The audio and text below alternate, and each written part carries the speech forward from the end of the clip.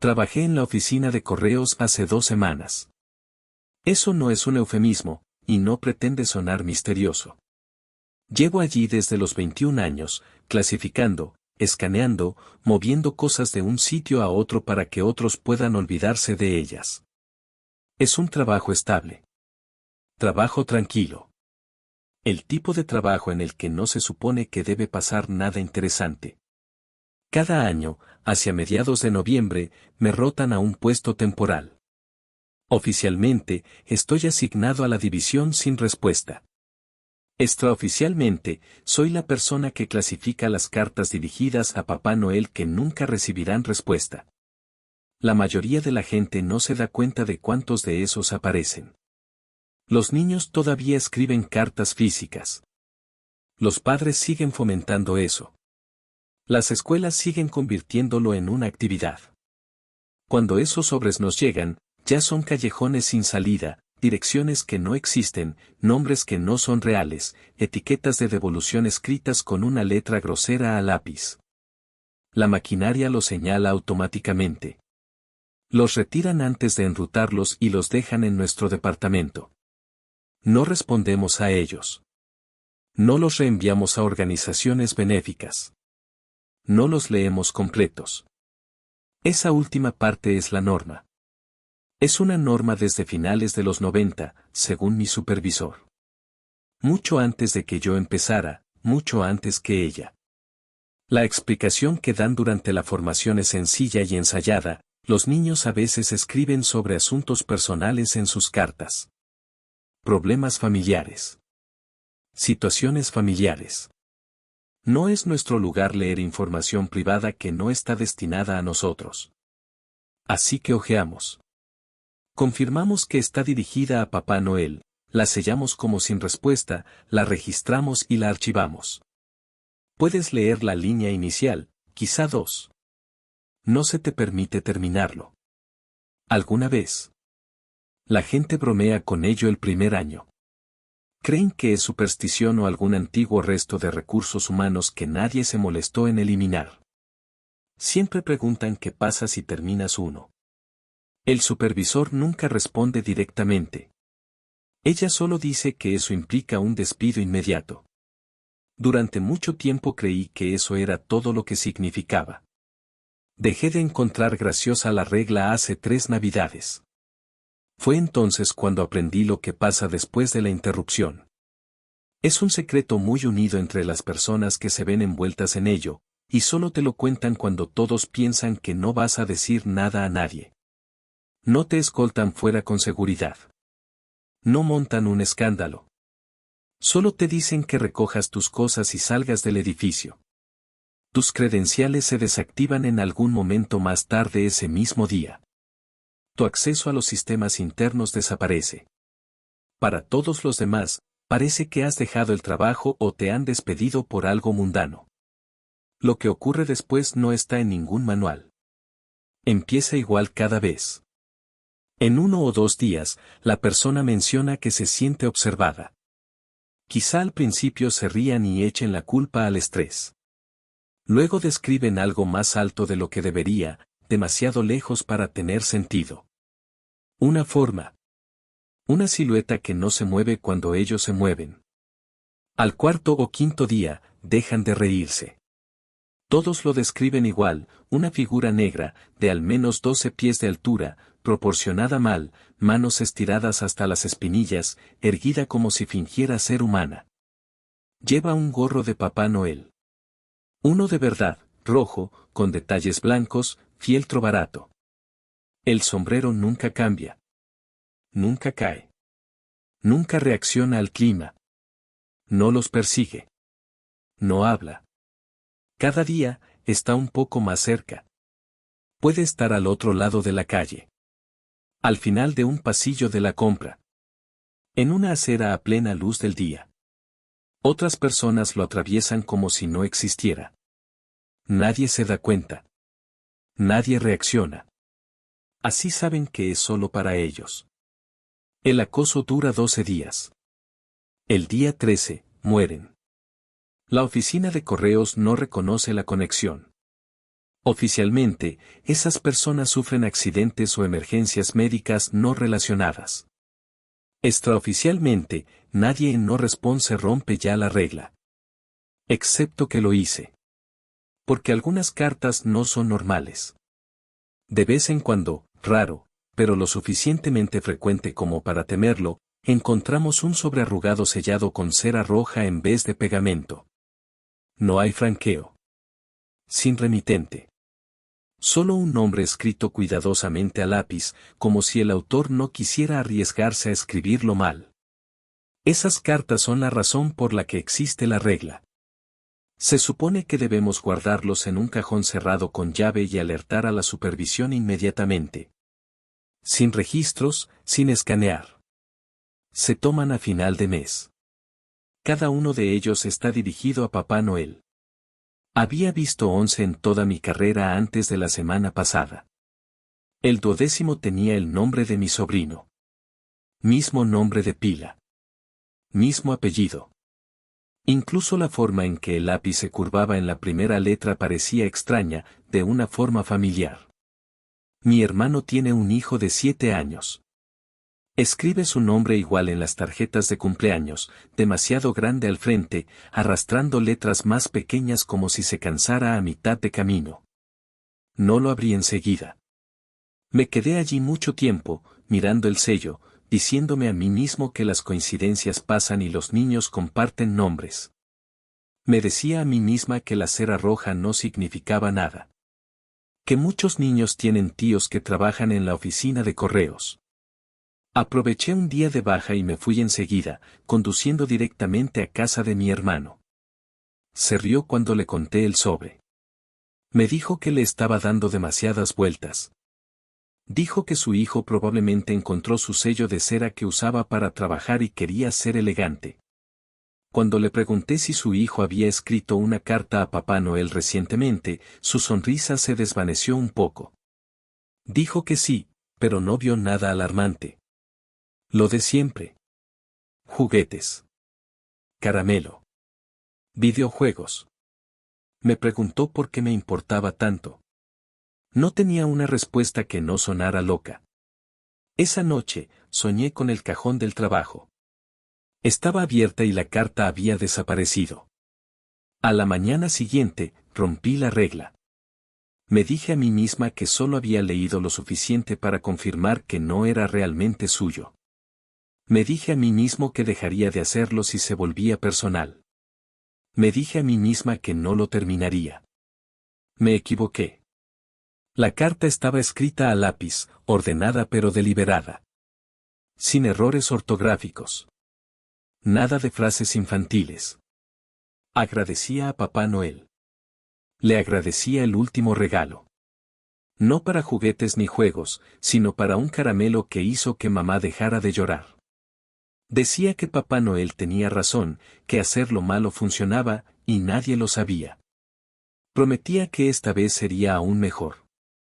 Que robar no sería suficiente, y que hacer daño a los animales le parecía demasiado pequeño ahora que entendía lo que realmente quería Papá Noel. Enumeraba pecados como tareas domésticas. Terminó preguntando qué quería Papá Noel a continuación, porque se acercaba la Navidad y quería portarse bien. No recuerdo haber dejado la carta. Solo recuerdo a mi supervisor detrás de mí, diciéndome que entregara mi placa. No discutió. No gritó. Parecía cansada, como si hubiera visto exactamente esta situación antes y la odiara cada vez. Me dijo que me habían despedido por violar la política de confidencialidad y que tenía que abandonar el edificio inmediatamente. No me advirtió de nada más. No salí del trabajo enseguida. Me senté en mi coche en el aparcamiento casi una hora con la carta en el regazo. No dejaba de esperar que alguien llamara a la ventana y me dijera que esto ya había ido demasiado lejos, que el argumento que intentaban transmitir había funcionado y que podía volver a entrar. Nadie lo hizo. La gente fichó a medida que pasaba el tiempo, pasó junto a mi coche sin mirar 2 veces. Conduje hasta casa de mi hermano porque no había ningún otro sitio al que tuviera sentido ir. Abrió la puerta con su hijo aún despierto detrás de él, voces de dibujos animados resonando por el pasillo. La normalidad hacía que lo que tenía en las manos se sintiera obsceno, como si hubiera llevado algo enfermo a una habitación limpia. Pregunté si podíamos hablar en privado. Vaciló, luego salió conmigo, cerrando la puerta tras de sí. ¿Por qué sostienes la carta de Lucas? Estábamos en el porche. La luz sobre nosotros parpadeaba cada pocos segundos. No me había dado cuenta de que lo hiciera antes. Vino a mi trabajo, dije. Necesito que lo leas. ¿Has abierto el correo de mi hijo? Sí, pero lo entenderás cuando lo abras. Eso lo empeoraba, de alguna manera. Él tomó el sobre de mi mano y lo volteó, frunciendo el ceño ante el sello de cera. ¿Qué es esto? ¿Algún tipo de broma? En serio, léelo. Rompió el sello con el pulgar y empezó a escanear la página. Vi cómo sus ojos se movían, línea por línea. Cuando se detuvo, miró el papel como si hubiera perdido el sitio. Esto no tiene gracia, dijo. Lo sé. Dobló la carta una vez. ¿Tú has escrito esta mierda? No. ¿Le has mandado a hacer esto? No. ¿De verdad esperas que crea que esto viene de un real? Se detuvo, rió una vez, agudo y sin humor. No puedes hablar en serio, Matt. Hoy me han despedido, no arriesgaría mi trabajo por algo así. Eso no ayuda. Intenté no leerlo. No se suponía que lo hiciera. Pero cuando vi su nombre. Otra vez hablas de reglas, dijo. Esa estúpida regla de Papá Noel, de la que siempre hablas por esta época del año. No es una tontería, dije. Es algo por una razón. ¿Así que ahora mi hijo es la razón? Su voz era ahora más alta. Detrás de él, la tele se reía a tiempo de señal. ¿Crees que mi propio hijo está haciendo daño a la gente? No, respondí rápidamente. Creo que algo le está pidiendo. Me miró fijamente, esperando una sonrisa que no llegó. Estás jodidamente enfermo, tío, dijo finalmente tras lanzarme una mirada fulminante. Le ha estado pasando a otras personas. Compañeros. Cuando termines una de estas cartas que cogí. Ya basta, no puedes entrar en mi casa y decir tonterías como esta. Solo escúchame, solo por una vez, puedes. Necesitas ayuda, Matt. Seriamente. Estás completamente loco. Hay algo, mi voz bajó sin quererlo. Empieza a observarte. Alto. Lleva un gorro de Papá Noel. 12 días y luego. Fuera, no hables así de mi hijo. No me hables a menos que te pongas las pilas. No hablo de él, dije. Hablo de lo que viene. Abrió la puerta tras de sí. No entres en mi puta casa. Y no vuelvas hasta que puedas admitir que te lo has inventado. Pero la Navidad. No lo hagas, dijo. No traigas esa mierda a mi casa. Retrocedí aún más hacia el porche. No dudó en cerrar la puerta. La cerradura hizo clic. Detrás de la puerta, mi sobrino se reía de algo en la tele. En el silencio que siguió, la luz parpadeante del porche finalmente se apagó. Al final de la calle, algo alto permanecía perfectamente quieto, esperando. Salí de la casa de mi hermano, sin apartar la vista de ella. Cuando llegué a casa, estaba al otro lado de la calle de mi piso, parcialmente oculto por un farol que solo le llegaba hasta la parte superior del muslo.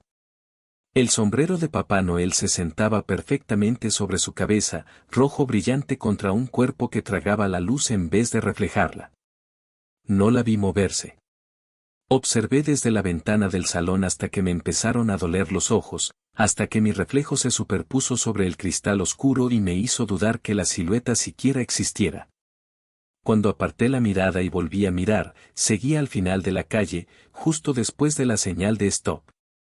Los coches pasaban sin frenar. Los faros atravesaron sus patas y salieron por el otro lado sin cambios.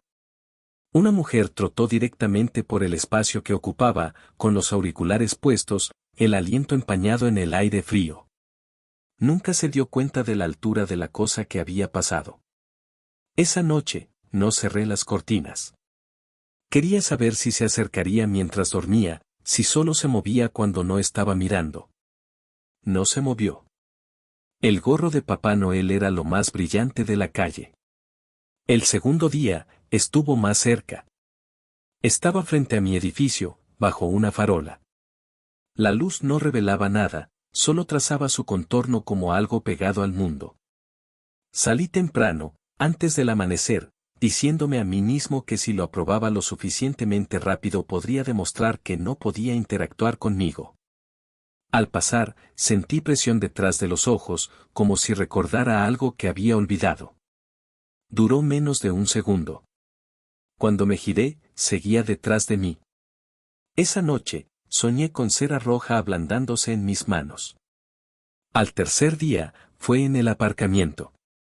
Se colocó entre mi coche y la salida. Caminé alrededor sin parar. Recuerdo sentirme más enfadado que asustado, enfadado porque se permitiera que existiera así, violando las reglas básicas de proximidad y consecuencia. Un hombre se apoyó en mi coche para atarse el zapato. Su hombro pasó por su pierna sin decir nada. Por un momento, por costumbre, conduje hacia la oficina de correos antes de recordar que ya no trabajaba allí. Al cuarto día, empezó a aparecer en interiores. Lo vi al final del pasillo de los congelados, con la cabeza casi rozando los carteles colgados. La gente empujaba carros a través de ella. Un niño pasó corriendo junto a mí riendo cuando el aire frío le golpeó la cara. Dejé la compra y me fui. Esa noche, la música navideña empezó a parecer una advertencia. Al quinto día, me siguió hasta la calle de mi hermano. Estaba en la acera frente a su porche, con los pies casi tocando el escalón. Más tarde, vi a mi hermano pasar por ese espacio, cogiendo la mano de su hijo, sin disminuir la velocidad, sin darse cuenta. La luz del porche se encendió. La puerta se cerró. La cosa no se fue. Al sexto día, dejé de intentar explicarme. Llamé a la línea no urgente. Un terapeuta. Cualquiera que pudiera darle una forma que no fuera fatal. Hablé de estrés, desempleo, ansiedad. Todos escucharon exactamente lo que necesitaban oír. Esa noche, estaba al borde del solar de mi edificio, más cerca que antes. Cerré las cortinas por primera vez y aún así me desperté convencido de que algo rozó las paredes. El séptimo día, fue en el ascensor hacia mi piso. Las puertas se abrieron y ya estaba allí, doblada lo justo para que capiera. Una mujer se puso a mi lado y se apoyó en su pata sin darse cuenta, frunciendo ligeramente el ceño por el frío inesperado. Salí 2 pisos antes. El resto del viaje crujió como si cargara con más peso del que debería. Al octavo día, apareció primero en los reflejos. En la pantalla oscura de mi móvil. En la puerta del microondas. Siempre detrás de mí. Cuando me giré, estaba en la habitación donde debía estar para mantenerse justo fuera de mi alcance. Nunca lo oí respirar. Al noveno día, dejó de darme espacio. Doblé esquinas y casi me estrellé contra ella. Empecé a extender las manos delante de mí, temeroso de chocar con ellas como si fueran muebles mal colocados. Esa noche, se puso al pie de mi cama y se inclinó lo justo para que el gorro de Papá Noel se hundiera. No dormí. Al 10º día, intenté salir de la ciudad. Conduje hasta que las carreteras se afilzaron y las luces se desvanecieron. Me encerré en un baño de una área de descanso solo para respirar. Esperaba junto a los lavabos. Me di la vuelta y me fui a casa. Al 11º día, ya no me seguía. Esperó en algunos lugares antes de que llegara. Colocado donde tenía sentido, como si siempre hubiera formado parte del diseño. Si tiene ojos, nunca los vi. Si tiene cara, no creo que sobreviviera viéndola. Al 12º día, estaba en mi dormitorio. No al pie de la cama. Cerrador. Se dobló por la cintura hasta que su cabeza llenó mi visión. Olí cera. Olía papel. El gorro de Papá Noel se deslizó lo justo hacia adelante como para que pensara que por fin podría ver lo que había debajo. Luego se plegó de nuevo en la esquina, increíblemente pequeño, y esperó conmigo hasta la mañana. Mañana es el 13º día. Ahora está a solo unos metros delante de mí. Voy a morir mañana por la noche. Necesito ayuda. Cualquier cosa. Por favor.